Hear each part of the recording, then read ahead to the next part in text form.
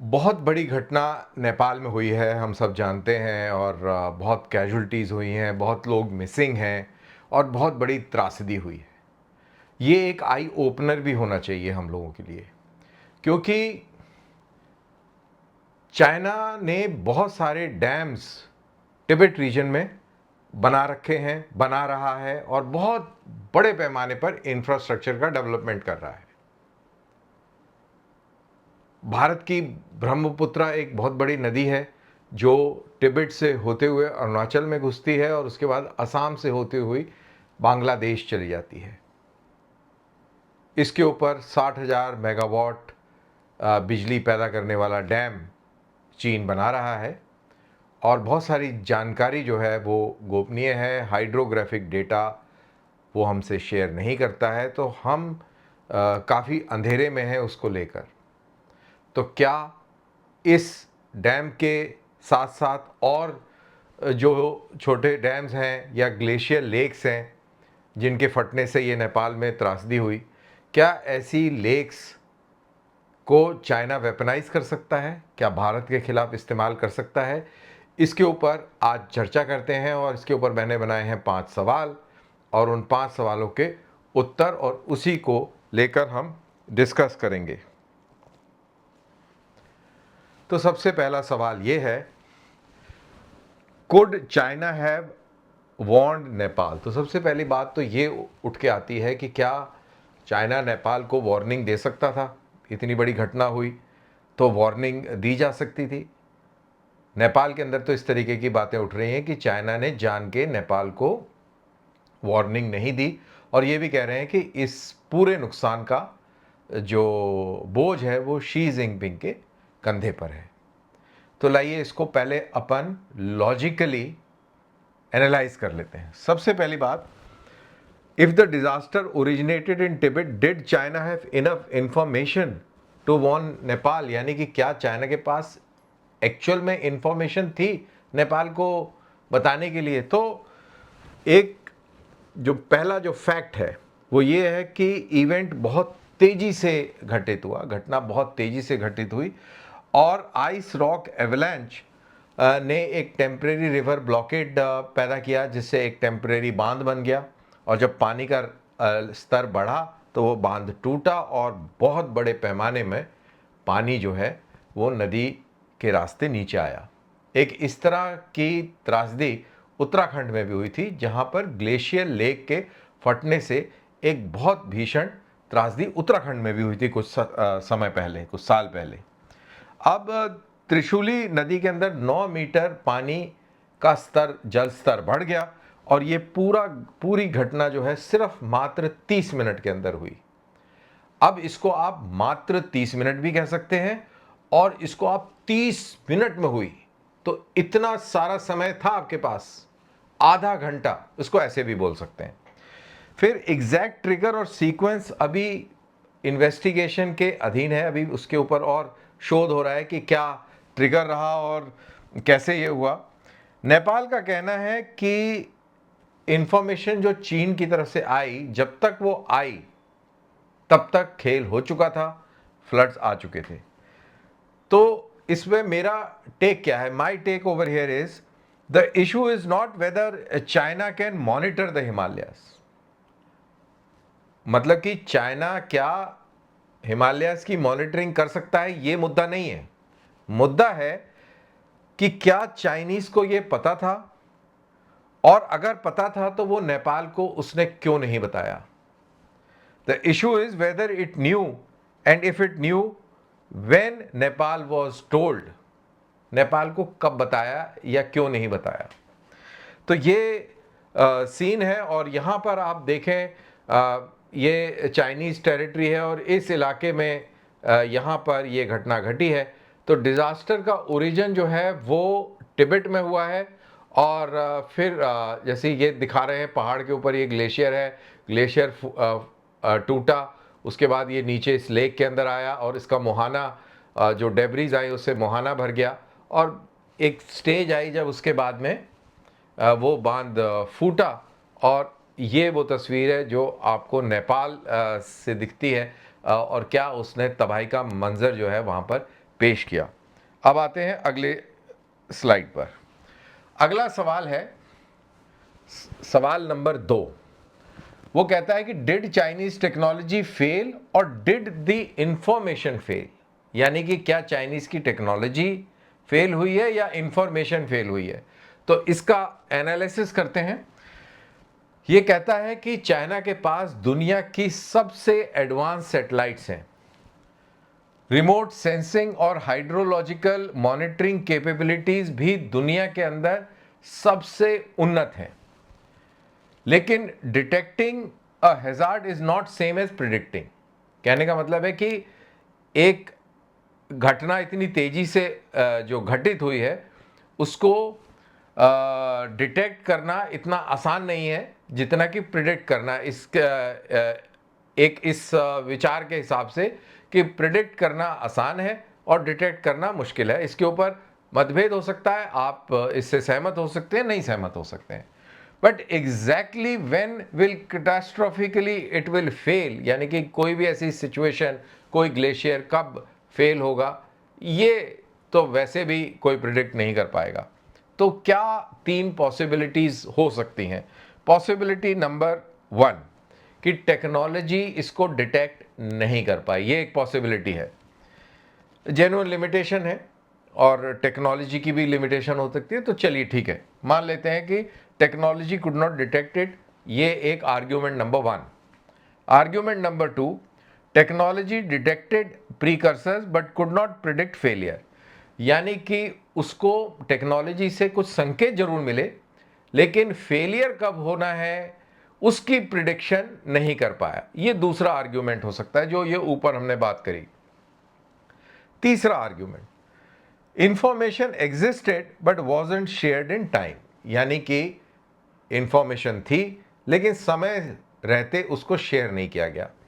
मैं थोड़ा बहुत इससे इत्तेफाक रखूंगा क्योंकि कम्युनिस्ट कंट्री है, इंफॉर्मेशन को बहुत सारे लेयर से पास होना पड़ेगा, उसको बीजिंग से अप्रूवल मिलेगी तब जाके वो शेयर होगा। तो इतनी ज़्यादा लेयर्स हैं कि वो उस आधे घंटे के दौरान वो नहीं हो पाया। और मेरे को इस तीसरे आर्ग्यूमेंट में दम लगता है कि information existed but it could not be shared in time.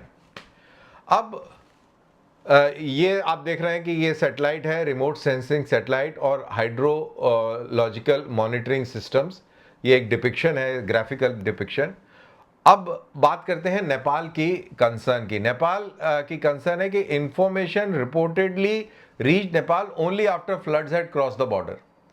तो यानी कि तिब्बत के अंदर ये घटना घटी, उसके बाद वो पानी तेजी से नीचे आया और नेपाल को तभी पता लगा जब उसने बॉर्डर क्रॉस किया। ऑब्वियसली जब बॉर्डर क्रॉस कर रहा है तो बॉर्डर पे जो गार्ड्स लगे हैं वो तो नेपाल के खुद के लगे हैं, तो उन्होंने बताया कि भैया यहाँ तो बहुत तेजी से पानी आ रहा है, तो इसमें चाइना का कोई योगदान नहीं है। चाइना का रिस्पॉन्स है कि the event was sudden, no advance warning was available. कहता है बहुत तेजी से ये घटना घटित हुई और कोई एडवांस वार्निंग अवेलेबल नहीं थी। और चाइनीज साइंटिस्ट का कहना है कि the ice rock avalanche caught our monitoring system by surprise. जो आइस रॉक एवलांच था उससे हमारा जो सिस्टम है वो सरप्राइज हो गया और वो प्रिडिक्ट नहीं कर पाया कुछ भी। तो as of now we can not establish the third scenario. तो हम अभी किसी किस्म का प्रिडिक्शन या कोई किसी के ऊपर एलिगेशन अभी हम नहीं लगा सकते। But Nepal is right to ask a formal real time cross border early warning mechanism. यानी कि नेपाल जब ये कहता है कि एक अर्ली वार्निंग मैकेनिज्म इस तरीके का होना चाहिए तो वो बिल्कुल सही बात करता है। और आखिर में जो इस सवाल का जो माई टेक है, जो मेरा विचार है वो ये है, the real question isn't whether China has technology, यानी कि चाइना के पास टेक्नोलॉजी है या नहीं है, ये असली सवाल नहीं है। असली सवाल ये है कि क्या उसको इसका मालूम था, और अगर मालूम था तो उसने नेपाल को कब बताया या नहीं बताया। अब आते हैं तीसरे सवाल पर। यह है सवाल नंबर 3 और तीसरा सवाल यह है कि क्या भारत को चिंतित होना चाहिए इसके बारे में, क्या चिंता होनी चाहिए। चाइना का ब्रह्मपुत्र के ऊपर डैम है, क्या ये भारत को परेशान कर सकता है। तो आइए अब इसको एनालाइज करते हैं। तो रियल कंसर्न क्या है? रियल कंसर्न है कि चाइना कंट्रोल करता है ब्रह्मपुत्र के अपर रीचेस को, यानी कि तिब्बतियन पठार के ऊपर। ऑब्वियसली वो चाइना का हिस्सा है और वो सारे नदियों के जो स्रोत हैं उनको वो कंट्रोल करता है, स्पेशली ब्रह्मपुत्र, जो कि एक बहुत बड़ी नदी है, बहुत बड़ी तादाद में और बहुत बड़ी मात्रा में वहाँ पर पानी है, तो मैसिव है। और अगर आप को कभी मौका मिला हो आसाम जाने का और ब्रह्मपुत्र आपने गुवाहाटी पे अगर क्रॉस करी हो, तो आपने इतनी बड़ी नदी कभी देखी नहीं होगी। भारत के बाहर का मैं नहीं कह सकता, लेकिन भारत में आपने इतनी बड़ी नदी नहीं देखी होगी। वो ब्रिज खत्म होने को ही नाम नहीं लेता। तो अब बात करते हैं दूसरी कंसर्न क्या है, कि चाइना मैसिव इंफ्रास्ट्रक्चर तिब्बत में बढ़ा रहा है। जब मैसिव इंफ्रास्ट्रक्चर बनाया जाता है तो उससे पहाड़ कच्चा होता है।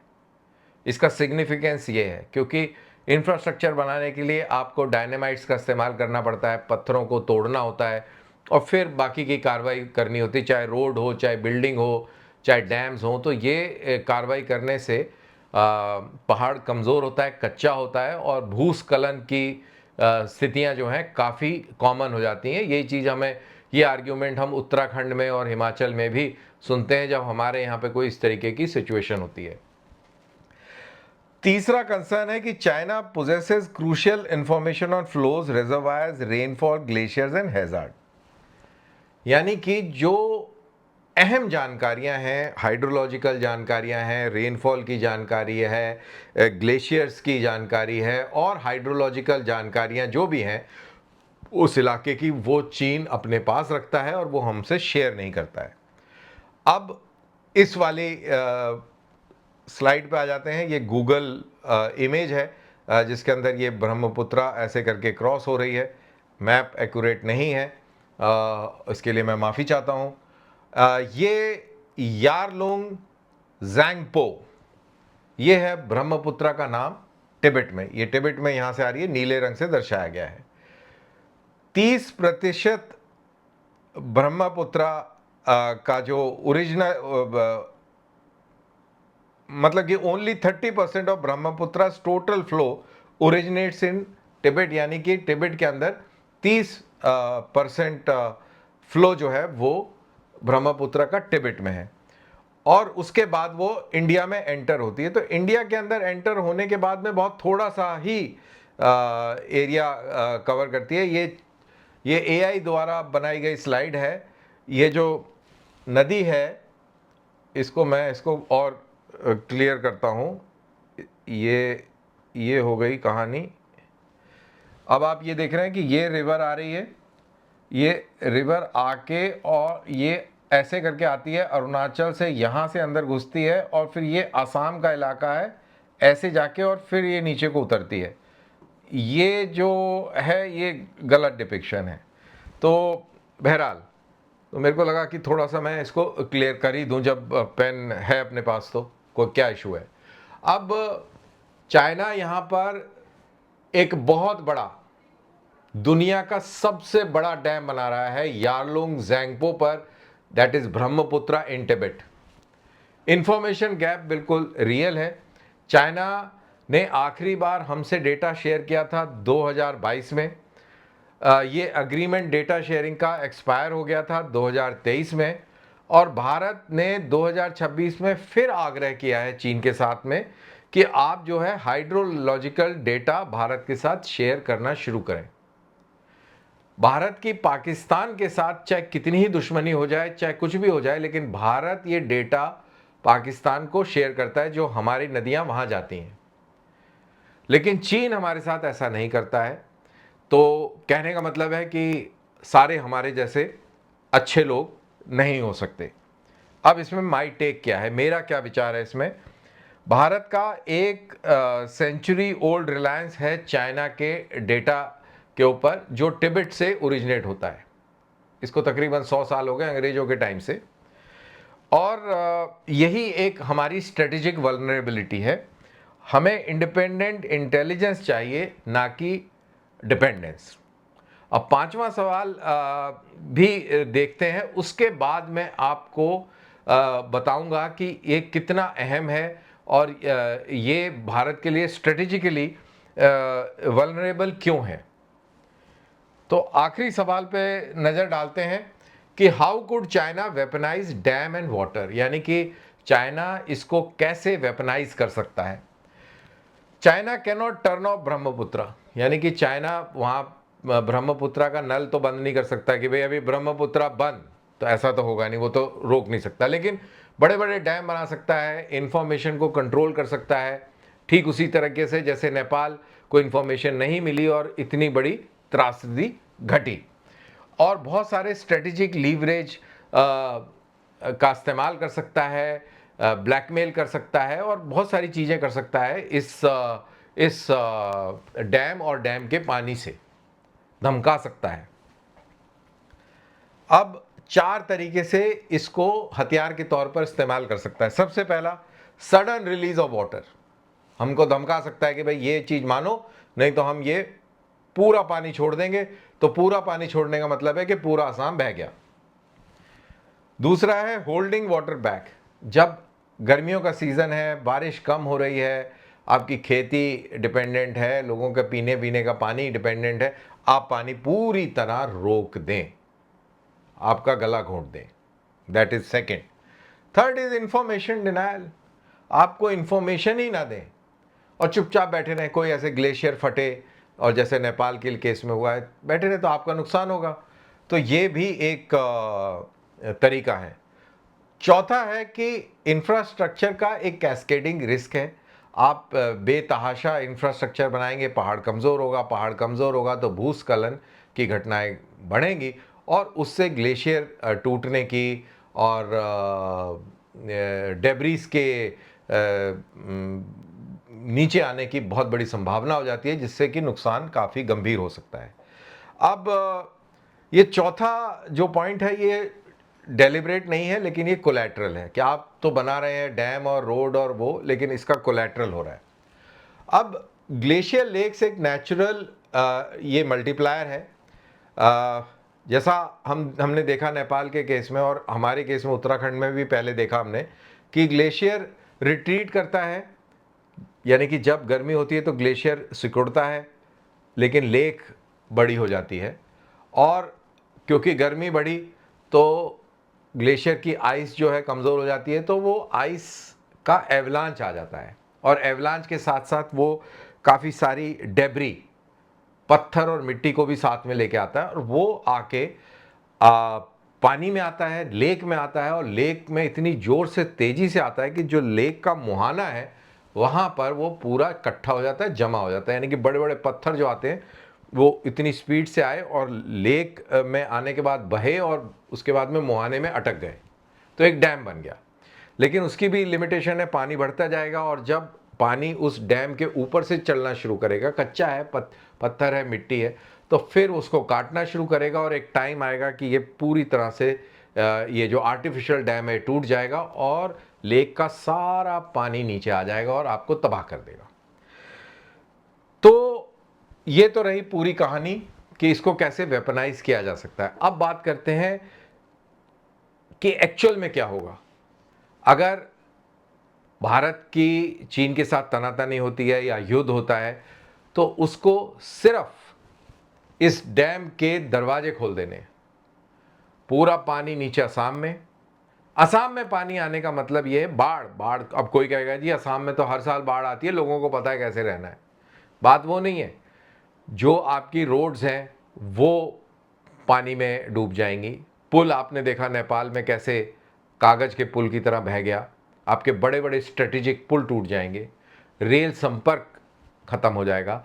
आपकी जो एयर बेसिस हैं, तेजपुर हो गया, गुवाहाटी हो गया और भी जो बेसिस हैं उन पे असर पड़ेगा। तो ना आप एयर का इस्तेमाल कर पाएंगे, ना आप ट्रेन का कर पाएंगे, ना रोड का कर पाएंगे, ना वहाँ पैदल चल पाएंगे। तो आपको लड़ाई के दौरान फौजें भेजना मुश्किल हो जाएगा। जो फौजें आगे लड़ रही हैं उनको रसद भेजना मुश्किल हो जाएगा और इसके लिए आपको महीनों नहीं चाहिए, कुछ ही दिन के अंदर अगर ये कार्रवाई, अगर ये अब वो कामयाब होता है चीन डैम को खोलने से, हफ्ते 10 दिन तक भी अगर उसने इस तरीके का क्योस कन्फ्यूजन फैला दिया तो लड़ाई उसके पक्ष में चली जाएगी। तो एक बहुत बड़ा सीरियस मैटर है और इसको निपटने के लिए और इससे निपटने के लिए भारत को तैयारी बिल्कुल करनी चाहिए। And I am very sure हमारे जो प्लानर्स हैं वो इस पर पूरी नज़र भी रखे हुए हैं और इसके विकल्प भी तलाश रहे हैं कि ऐसी परिस्थिति होने पर हमको क्या करना पड़ेगा और हमें क्या कार्रवाई करनी चाहिए। तो इसी के साथ मेरा ये एक्सप्लेनर समाप्त होता है। आपको ये कैसा लगा? आई एम श्योर इसको पसंद आया होगा आप लोगों को। काफ़ी जानकारी मैंने कंडेंस करने की कोशिश करी है। तो आपको अगर ये इन्फॉर्मेटिव लगा है, आपको पसंद आया है, तो प्लीज़ आप अपने दोस्तों के साथ, मित्रों के साथ शेयर कीजिए और मेरे इस चैनल को, यानी कि मेरे नाम का जो चैनल है दानवीर सिंह, इसको लाइक कीजिए, सब्सक्राइब कीजिए और मुझे दीजिए इजाज़त। जय हिंद।